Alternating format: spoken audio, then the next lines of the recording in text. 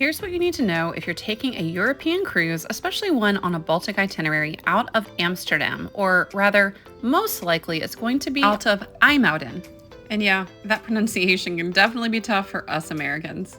IJmuiden is a port town along the dynamic Dutch coast, and it's about a 15-mile drive from the bustling center of Amsterdam and about 19 miles from Amsterdam Schiphol Airport. Now, if you're used to domestic sailings out of the United States, this is going to be quite a bit different. This terminal is nothing like those you're probably used to, like Port Miami and Port Canaveral. It is tiny.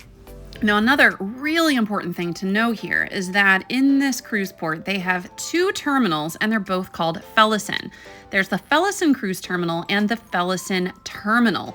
Yes, they are really both called Fellesen, not the smartest naming convention. And unfortunately, it's a lengthy 45-minute walk between the two, so you want to be absolutely certain that when you're taking an Uber, like I did here from Amsterdam, that they drop you off at the correct terminal. Before getting out of your taxi or your Uber, make sure you see your cruise ship's funnel and know that that is your cruise ship.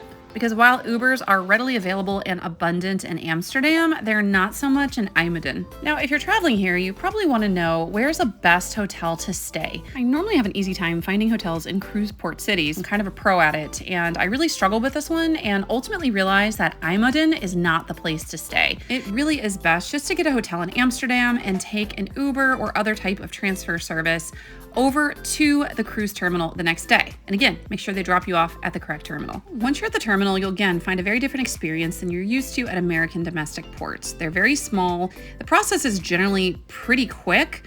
And as you can see, there's not much here to the terminal area. And if you're sailing from Amsterdam or IJmuiden, you might be curious about currency, especially because Baltic itineraries visit ports of call in countries that do not use the euro. My recommendation is just use the euro and a travel credit card that doesn't incur international transaction fees.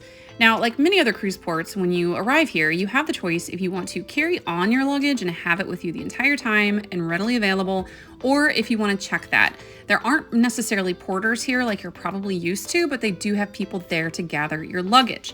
Note that it is a little bit of a long walk down the pier here, so if you have any type of mobility limitations, it probably is just best to check your luggage. Note too that the weather in the Netherlands can be erratic, and there is a pretty high chance of at least getting some type of drizzle. Now on this day, as you can see, it was overcast, and unfortunately right when we arrived, we had a pretty good downpour. So we did opt to check our bags, and when we did get them later in our room, they were wet because bags here are pretty much left outside with the porters. You do have to traverse up a pretty big, long gangway that twists and winds, so also keep that in mind when you decide how you want to handle your luggage.